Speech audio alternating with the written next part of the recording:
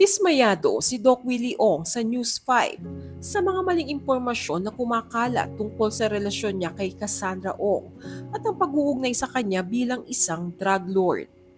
Sa kanyang public post, nilinaw ni Doc Willie na wala siyang kaugnayan kay Cassandra Ong at hindi siya sangkot sa anumang illegal na gawain. Binigyang diin din niya na ang apelyidong Ong ay karaniwan sa Pilipinas. Saad ni Doc Willie sa kanyang public post nitong September 29. Message to News 5 TV5. Hindi po tunay na related ako kay Cassandra Ong. Libo-libo ang may apelyidong Ong sa Pilipinas. Hindi rin ako drug lord. Samantala, humiling si Doc Willie na ayusin ng News 5 ang kanilang pagkakamali at maglabas ng disclaimer upang malinis ang kanyang pangalan. Fake news po lahat yan. Matino akong tao. Walang kasalanan kahit kanino. Lord, forgive these people and scammers for they don't know what they do. God bless po, Doc Willie Ong. Sa huli ay may hiling si Doc Willie sa News 5 o TV5. Dear TV5, kindly remove or put a disclaimer in your previous news article labeling a certain Willie Ong as a drug lord. Please write that this is not Doc Willie Ong the candidate. Hindi po ako yun. But many believe you because you are TV5. Baka pwedeng ayusin nyo naman ito.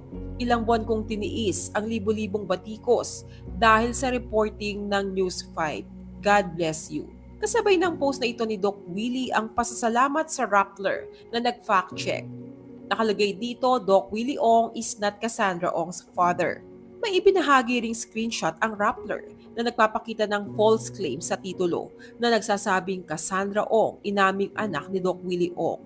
Nakapost sa thumbnail ang magkatabing picture ni Cassandra Ong at ni Doc Willie. Si Cassandra Ong ay isa sa mga iniimbestigahan ngayon ng Senado, kaugnay ng mga iligal na gawain sa operasyon ng Pogo sa Porac, Pampanga.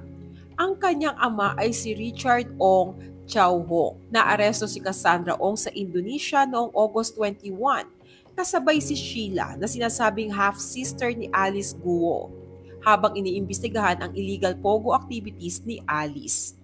Para kay Doc Willie, ang iugnay siya kay Cassandra Ong na nahaharap sa mga reklamo ng trafficking at money laundering ay seryosong paninira sa kanyang pagkatao na ang gusto lamang niya ay makatulong sa maraming Pilipino. Si Doc Willie Tan Ong ay isang Filipino cardiologist, internist at media personality na sumikat dahil sa pagbibigay ng mga payong medikal sa kanyang Facebook at YouTube channel.